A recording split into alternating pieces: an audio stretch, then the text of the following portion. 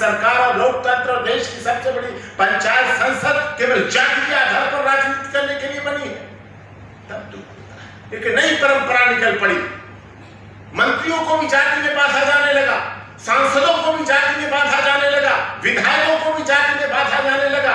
विधायक, सांसद, मंत्री, प्रधानमंत्री, राष्ट्रपति किस जाति के हैं, किस धर्म के हैं, ये बात की जाएगी। एपीजे कलाम जैसे भी लोग रहे, उनके लोगों ने धर्म की बात नहीं की, देश के राष्ट्रपति रहे। प्रतिभा देवी सिंह पाटिल भी रहे राष्ट्रपति, किसी ने महिला पुरुष जाति की बात नहीं। लेकिन आज ये बात चल पड़ी है कि इतने इस जाति के, इतने इस जाति के हमने बनाए हैं मंत्री। दूसरा क्यों जाए फिर उनके पास? क्या दूसरा जाना चाहिए उनके पास काम के लिए? क्या फिर वो एक जाति के ही काम के लिए बने हैं? क्या वो केंद्र सरकार, भारत सरकार के मंत्री नहीं? मंत्री तो भारत सरकार के, वो भारत के संविधान की शपथ लेते हैं, भारत के लोगों के पैसों से संसद में रहते हैं, भारत के लोगों के पैसों से अपनी रोजी रोटी जिंदगी फोन चलाते हैं, फिर उसके बाद भी ऐसा होता। तो ये बहुत ही गहन और गंभीर मुद्दा है, जिस मुद्दे पर हर्षवर्धन यादव जी ने, डॉक्टर ईशा झा जी ने, जो मुहिम शिवनंदन सिंह क्षत्रिय समाज न्यास से राष्ट्रीय अध्यक्ष हैं, बहुत जुझारू, संघर्षशील सामाजिक व्यक्ति हैं।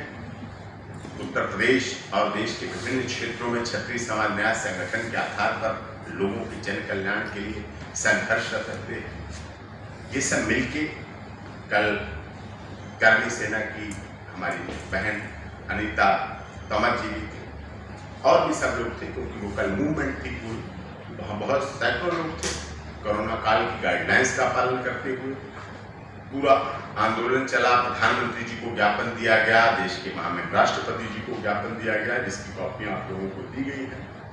जंतर मंतर पर भी रुकावट डाली गई, लेकिन कोई बात नहीं, रुकावट चलती रहती है, बात पहुंच रही है आज तक। पहले तो कुछ नहीं था, 10% आम जनता को भी रिजर्वेशन दिया गया, ये भी बात है, उसका भी क्राइटेरिया लागू होगा।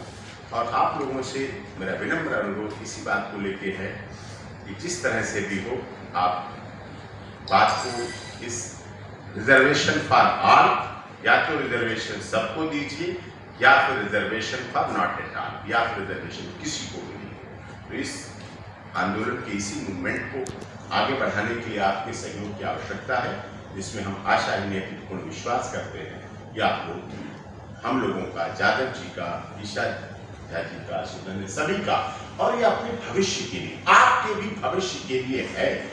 जिसने क्रीमी लेयर ने, ये मुद्दा अभी सुप्रीम कोर्ट में चल रहा है, क्रीमी लेयर के आरक्षण को बात कहती है बहन जी मायावती जी, कहती है कि आरक्षण खत्म होना चाहिए। इसी प्रेस क्लब में आपको याद होगा, बिहार के मुख्यमंत्री मांझी जी, जीतन राम मांझी जी, यही प्रेस क्लब थी, मैं भी था। जीतन राम मांझी ने यही कहा, और अगले दिन तालकटोरा इंडोर स्टेडियम बन रही।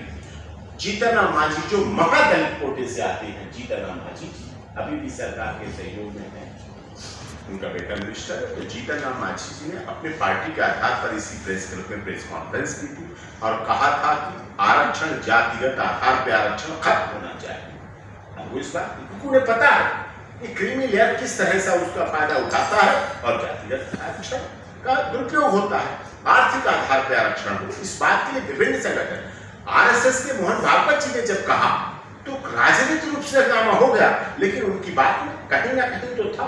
आप मोहन भागवत जी की और बातों को मान लेते हैं, लेकिन जब मोहन भागवत जी आर्थिक आधार पर आरक्षण की बात करते हैं, जातिगत आरक्षण की खत्म करने की बात करते हैं, तब आप उनके खिलाफ हो जाते हैं।